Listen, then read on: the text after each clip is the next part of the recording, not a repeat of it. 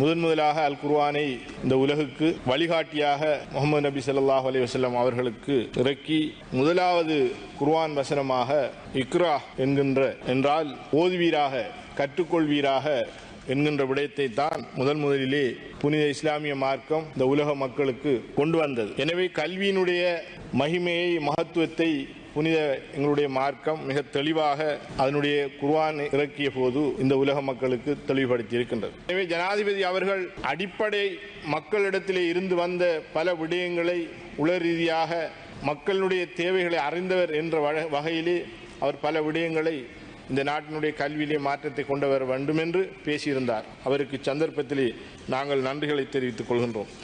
பிஸ்மில்லாஹிர் ரஹ்மானிர் ரஹீம்.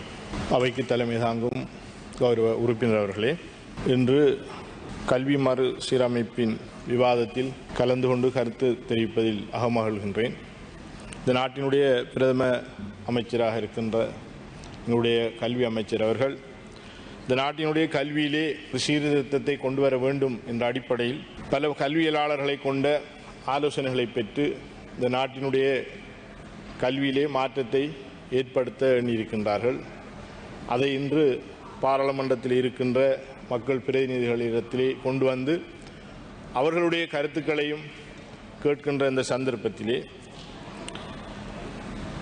நாங்கள் சார்ந்திருக்கின்ற இஸ்லாமிய மார்க்கம் முதலாக அல் குர்ஆனை இந்த உலகுக்கு வழிகாட்டியாக முஹம்மது நபி ஸல்லல்லாஹு அலைஹி வஸல்லம் அவர்களுக்கு இறக்கி முதலாவது குர்ஆன் வசனமாக இக்ரா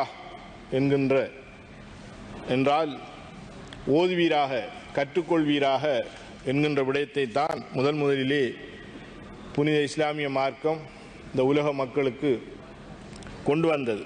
எனவே கல்வியினுடைய மகிமையை, மகத்துவத்தை எங்களுடைய மார்க்கம் மிக தெளிவாக அதனுடைய குர்ஆன் இறக்கிய போது இந்த உலக மக்களுக்கு தெளிவுபடுத்தி இருக்கின்றது.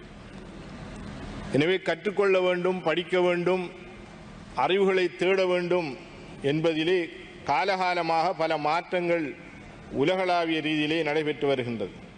அதனைத் தொடர்ந்து எங்களுடைய நாட்டினுடைய கல்வியும் மாற்றி அமைக்கப்பட வேண்டும் என்ற அடிப்படையில் இன்று ஏற்படுத்தப்பட்டிருக்கின்ற இந்த மறுசீரமைப்பு என்பது வெறுமனே கல்வியை மாத்திரம், இங்கே ஒரு பாராளுமன்ற உறுப்பினர் கூறியது போன்று தனது பெறுபேறுகளை மாத்திரம் சொல்கின்ற ஒரு மாணவ சமூகத்தை உருவாக்குவது என்பதை விட ஒழுக்கமிக்க பண்பாடுகளையும் கற்றுக்கொள்கின்ற மாணவ சமூகங்களை நாங்கள் இந்த நாட்டிலே உருவாக்க வேண்டிய கடமைப்பாடு இருக்கின்றது.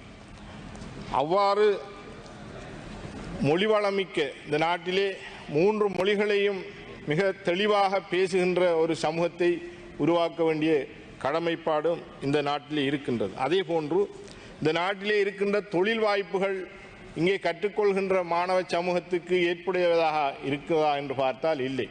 வெளிநாடுகளுக்கு சென்று தங்களுடைய தொழில்களை பெறுகின்ற அளவிற்கு இங்கே உள்ள கல்வியின் தொழில் வாய்ப்புகள் இல்லாமல் இருக்கின்றன. எனவே அதற்கு ஏற்ற வகையில், அந்த தொழில் சந்தைக்கு ஏற்ற வகையிலே எங்களுடைய கல்வியிலே மாற்றத்தை நாங்கள் கொண்டு வர வேண்டும். அதற்கு ஏற்ற வகையிலே இந்த கல்வியினுடைய மாற்றத்தை காலையிலே எங்களுடைய ஜனாதிபதி அவர்கள் பேசுகின்ற போது பல விடயங்களை அவர்கள் எடுத்துரைத்தார்கள். எனவே ஜனாதிபதி அவர்கள் அடிப்படை மக்களிடத்திலே இருந்து வந்த பல விடயங்களை உலக ரீதியாக மக்களுடைய தேவைகளை அறிந்தவர் என்ற வகையிலே அவர் பல விடயங்களை இந்த நாட்டினுடைய கல்வியிலே மாற்றத்தை கொண்டு வர வேண்டும் என்று பேசியிருந்தார். அவருக்கு சந்தர்ப்பத்திலே நாங்கள் நன்றிகளை தெரிவித்துக் கொள்கின்றோம். எனவே கல்வியினுடைய மாற்றம் என்பது மாணவர்களிடத்திலே மாத்திரமல்ல, கற்றுக் கொடுக்கின்ற ஆசிரியர்களிடத்திலும் அந்த பண்புகள் வர வேண்டும். எனவே அவர்களிடத்திலே கடந்த காலங்களிலே இருந்த ஆசிரியர்களிடத்திலே பெருந்தன்மைகள் இப்போது இருக்கின்ற ஆசிரியரிடத்திலே இல்லாமல் இருக்கின்றது என்கின்ற விமர்சனம் இருக்கின்றது. அதற்கு பல காரணிகள் இருக்கின்றது.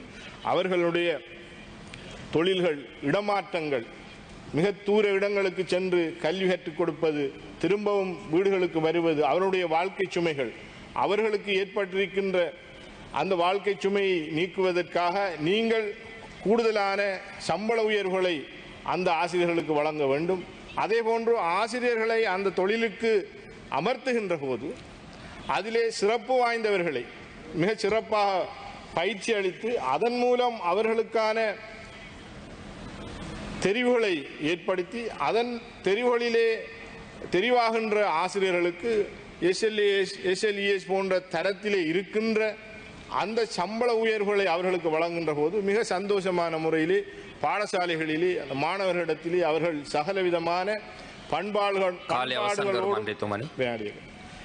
பண்பாடுகளோடும் பல விடயங்களை மாணவர்களிடத்திலே கலந்தாலோசித்து அவர்களுக்கு அந்த கல்வியை கற்றுக் கொடுக்கின்ற ஒரு மனநிலையை ஏற்படுத்தும் என்பது எங்களுடைய விருப்பமாகவும் அவாவாகவும் இருக்கின்றது. நாங்கள் இப்போது பார்க்கின்றோம், பல்கலைக்கழகங்களிலே வெளிவாரியாகவும் உள்வாரியாகவும் கற்றுக்கொள்கின்ற பட்டதாரிகளாக வெளியாகின்ற மாணவர்கள் 40 புள்ளிகளை பெற்றுவிட்டு அதன் மூலம் ஒரு வெளிவாரியாக அல்லது பட்டதாரியாக வந்து வெளியிலே இருக்கின்ற அந்த பாடசாலைகளுக்கு மாணவ சமூகத்துக்கு சென்று 100 புள்ளிகளை பெறுவதற்கு எவ்வாறு அவர்களால் கற்பிக்க முடியும்? எனவே அவர்களுக்கு சிறந்த பயிற்சிகளை வழங்குங்கள். பயிற்சிகளின் மூலமே ஒரு ஆசிரியர் சமூகத்தின் அவர்களுடைய கல்வித்திறன் மூலமே இந்த மாணவ சமூகத்தை மாற்றியமைக்க வேண்டும், மாற்றியமைக்க முடியும், ஒழுக்கமான ஒரு சமூகத்தை மாற்றியமைக்க முடியும் என்று கேட்டு விடைபெறுகிறேன். நன்றி.